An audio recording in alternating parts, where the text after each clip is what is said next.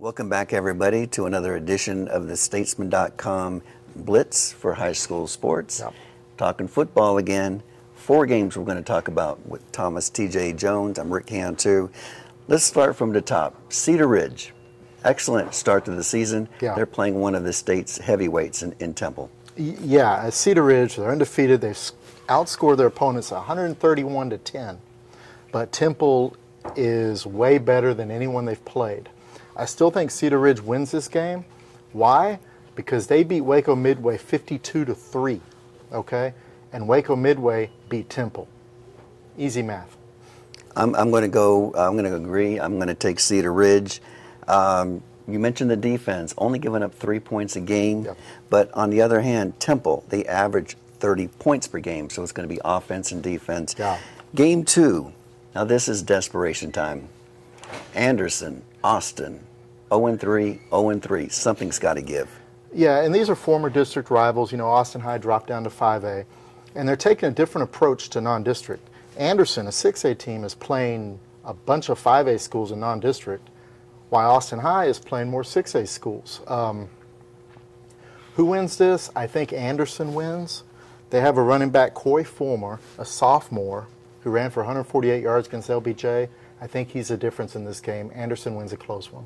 I'm a little surprised. I thought Austin High coming into the season might be a dark horse to win district, and as we said before, maybe even win a playoff game for the first time since 1957. But I am also going with Anderson. You mentioned Fulmer. What a bright spot, being a sophomore. Good times are ahead for Anderson. I think they squeak through this game. Bastrop, Cedar Creek. Cedar Creek has never beaten Bastrop, but these times are different. What do you see? Okay, yeah, Cedar Creek, you know, they're in their 5th year of varsity football. The first year they played Bastrop, they lost by 65 points. The second time they lost by 61. Third time they lose by 37. Last year they lose by 22. So it's a good trend. This year they'll only lose by 12, but they'll still lose. Bastrop gets its first win of the season. Well, sorry, TJ, you're going to be wrong on this one. Cedar Creek is actually going to win for the first time against Bastrop. They're the only team of the 2 that's actually won a game this year. Yeah. Cedar Creek beat Smithville. I know that's not saying the Green Bay Packers, but they won a game. I'm going to take Cedar Creek by 3 points. Bank it here. I like it. I'm wrong half the time. Last but not least, game of the week, heavyweights, former district rivals. Yeah. Westlake, Bowie. What do you got?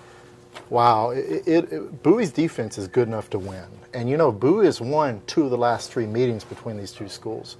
I think Westlake's defense is playing at a high enough level, though, where they'll only need 21 points to win this game, and I think they'll get 21 points.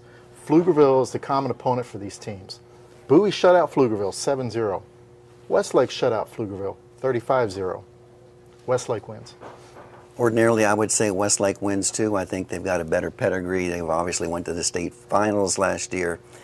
I'm going to say Bowie because of the defense. Bowie's got a really good defense. They're only allowing 12 points a game.